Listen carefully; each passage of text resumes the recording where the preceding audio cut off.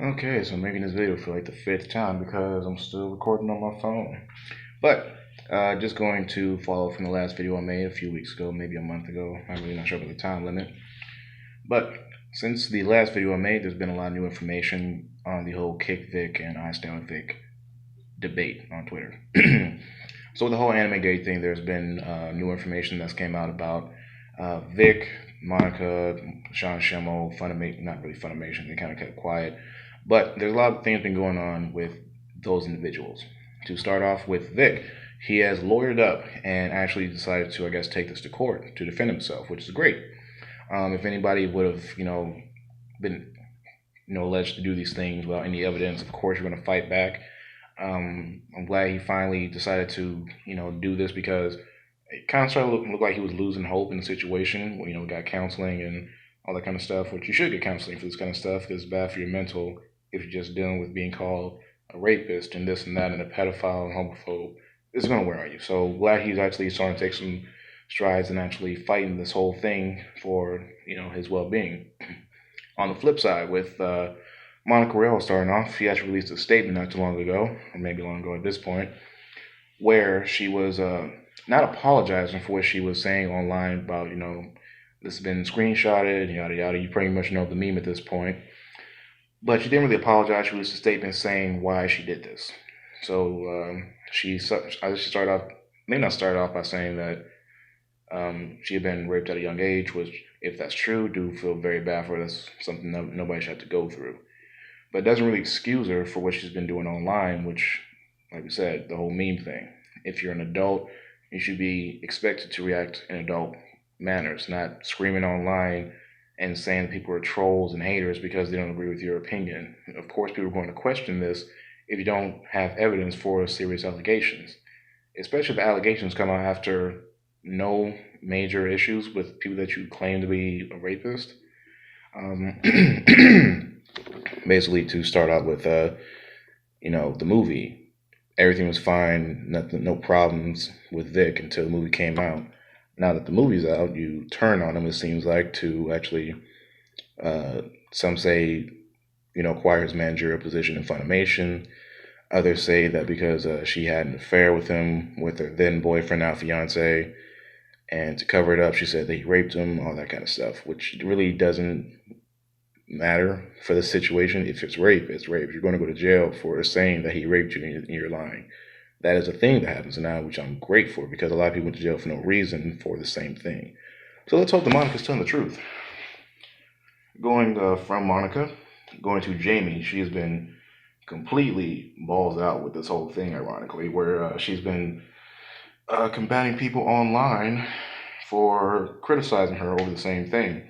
That she's been attacking Vic online and saying all these things and basically not backing down from her stance from before.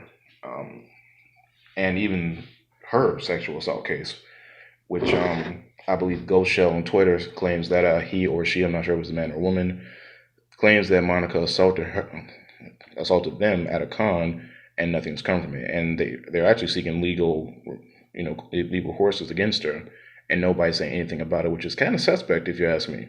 Somebody who is screaming out a alleged rapist is being accused of being a rapist. So you got Snake eating his own tail from that. Nobody's saying anything about it, which is amazing to me.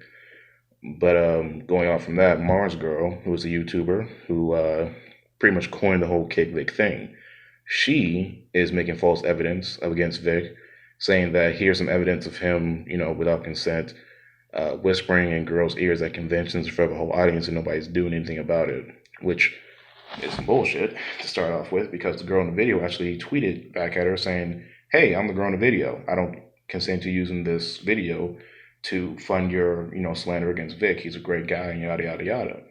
I didn't see any response to her from that, from Mars Girl about that tweet. I did see a lot of people, giving some backlash towards her because she is doing the same thing she is accusing Vic of, which is doing something to somebody's image without their consent. So there's that. Then jumping over to Sean Schemmel, and Sean Schemmel got some flack from something that really didn't even involve him. basically, he lashed out against the I Stand With Vic people for not having critical thinking skills and claimed them to be assholes because somebody could die from a swatting attempt. But that swatting attempt, was fabricated by a current or ex-employee from Funimation who staged the whole thing. Not staged it, I guess there wasn't actually a swatting attempt at the residence. There was pictures of the door that was busted in, allegedly, and they updated to say that a I Stand With Vic person made the call out to swat their place, which of course turned out to be a lie. Sean actually retracted his statement saying that I apologize for calling people assholes, and he's very upset with the person that made that claim, and then went on to private his account. So there's that. After the whole, not even after, but during like his apology thing, which I believe is why he actually private his account, people ripped this dude apart, like called him a cuck, called him a beta male. One of the people that did call him a beta male is actually a YouTuber by the handle, or not handle, this isn't Twitter, but by the name The Amazing Lucas, who later made a video saying that he had a phone call with Sean.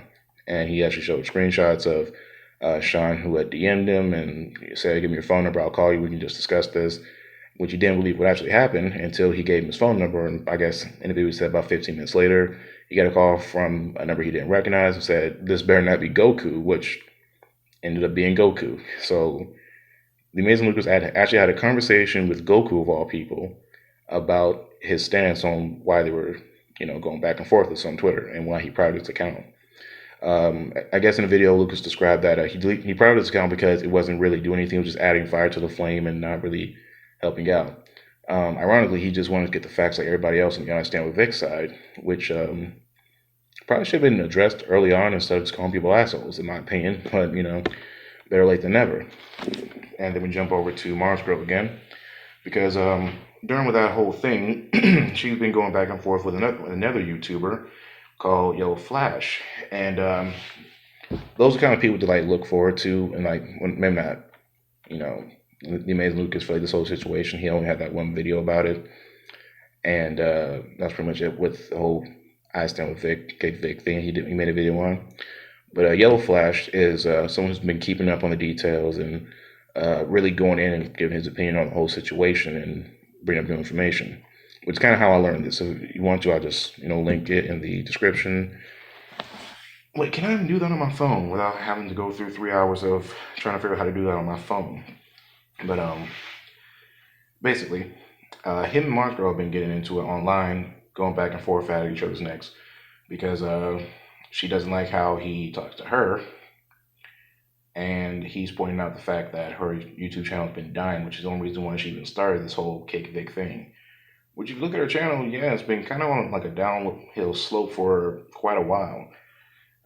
So there's that, and also the fact that she's only been regaining popularity due to this. So that his statements seems to be kind of true. Like all of a sudden, she makes a video about a very popular voice actor who claims to have been, in a lot of sexual liaisons that weren't really mutual, apparently. And all of a sudden, she's the forerunner for this whole Cake Vic movement. So we have that going on. And on the whole thing about idiots, trying to remember his name, but Nick Rekieta, not that he's an idiot, but he did have a meeting with an idiot. Some guy who claimed to be, I guess, the head of the conventions in Texas where he could invite Vic to 4 conventions with no questions asked. That's his claim, not mine, but he says that he could have done it, but doesn't, because he doesn't believe that Vic had changed.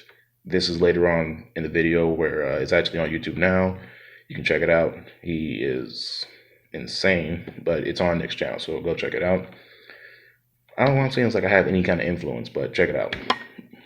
Thing is, Nick Rekieta is responsible for actually starting a GoFundMe for Vic and his lawyer fees or legal fees, which is an admirable thing. Admirable. It's a good thing to do. And basically, he wanted to give Vic a fighting chance in this whole thing where he was trying to see the point where all this stuff started happening and basically saying this is what I would do in his situations. I would countersue or take him to court. I don't know lawyers speak, so don't take this from me. Take it from Nick, who's actually a lawyer in Minnesota with his own firm, and I guess he's like a sole practitioner in Minnesota. But he does claim to know the law because he's a lawyer, of course. But who also claims to know the law was the guy he had a video with. I want to say interview, even though it wasn't an interview, but it's better than saying a video with. It's acting like they actually are, partnering something with which they're not. So we got the guy that was in the interview with him was some guy who was, in Jamie Marchi's tweets and stuff like that, defending her, being the pinnacle white knight that he was. So Nick was basically extending an olive branch to this guy because, he claimed to have some information on people in Funimation. He had some kind of inside knowledge that he wasn't allowed to disclose because, it's private matter and yada, yada, yada. But that wasn't like the whole thing. It started out kind of being a discussion. They just discussed like, what Vic would have done or what Vic should do and all that kind of stuff. And not too long later, I want to believe like maybe 30 minutes into it, it's about a 4-hour video on the channel. It was a stream from his Twitch, and he uploaded it because some guy on Twitter just happened to be the biggest fucking idiot. I believe if he wasn't such an abrasive idiot, this wouldn't have been so big, in my opinion. But Nick has never claimed to know Vic on a personal level. He doesn't even represent him in this fact. He's just starting to go GoFundMe for him. But when Nick said that he had no ties to Vic, he doesn't know what Vic is going to do, the guy says, aha, that's the only reason why I came on the show, to admit that you don't know what Vic is going to do. As if that has any bearing on the whole reason why they're doing the video. So that was one thing that was kind of stupid. He then began to challenge Nick on his legal expertise. He began to challenge a lawyer on his legal expertise because apparently Cucklord, I want to start calling him Cucklord. Cucklord believed that because he lived in Texas and went to court in Texas and apparently won in Texas, he knows the law better than an actual lawyer, even though what he kept bringing up had nothing to do with what they were discussing, which is the dumbest shit because Nick kept referring over and over again, no, not that one, that's pertaining to a contract, not a business. And no matter what, he kept going back to the contract, to the point where he even had him screen share it to say that, give me your source. Nick didn't say give me source, but he like volunteered to say like, this is what I'm getting at, this part here. And of course, he was like, no, not that. It's basically like arguing with a 10-year-old in like a 45-year-old man's body who some chain smokes, apparently. And I am no better.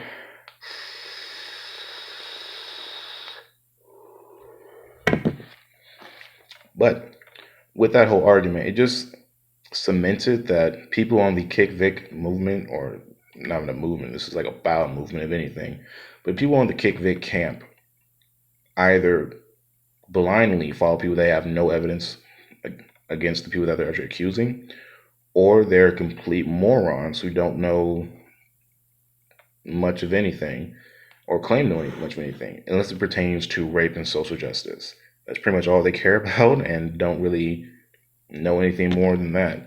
I've even gotten into an argument about a guy about something simple. It wasn't even like a debate. It was just like a question asked on Twitter. Didn't expect to get anybody to reply because I got like 12 followers on Twitter. But I asked, should Monica go to jail if Vic ends up being guilty, since she claimed to know about all these allegations for 15 years, making her an accomplice to more possible rapes? And the guy I got an argument with said, no, she's a victim. And I said, no. I mean, yes, but no. Like, the fact that she would be a victim, she should have more responsibility to go to police because she wasn't a child or anything like that. Which, coincidentally, he kept bringing up that he was raped at 7 years old. It was a guy saying that he was raped at 7 years old, so would that make him a victim? Or he was, like, responsible for the people that got raped after him. Of course not. You're 7. But that's besides the point. The guy was completely abrasive. He didn't even try to understand the other side of my argument. She is an accomplice to other rapes for the past 15 years, she claims. So she should be at least half as guilty as him. She didn't go out and rape with him, but she knew that he was raping, allegedly. So nobody on that side, in my opinion, really cares about Vic's side or even trying to understand his side or even try to come to terms that there's no evidence to convict him, which is the main reason why this whole thing blew up. Just like the ignorance of people that don't really want to understand are, for whatever reason, have a voice in the fact that this man got fired from all his jobs and kicked out of all the conventions he had and now is ostracized in the community. They don't care about that. They only see one word, and that's rape, which then follows, I believe, women, which then invokes rage in other people that don't see their views. And they respond by calling him a Nazi and a Trump supporter, as if that's supposed to be a bad thing. He's the president of the country. I don't agree with his policies, but he's president of the country. So that's just my opinion. But that's pretty much it. Of course, these are just my opinions, but it doesn't really matter. I'm just a lame kid.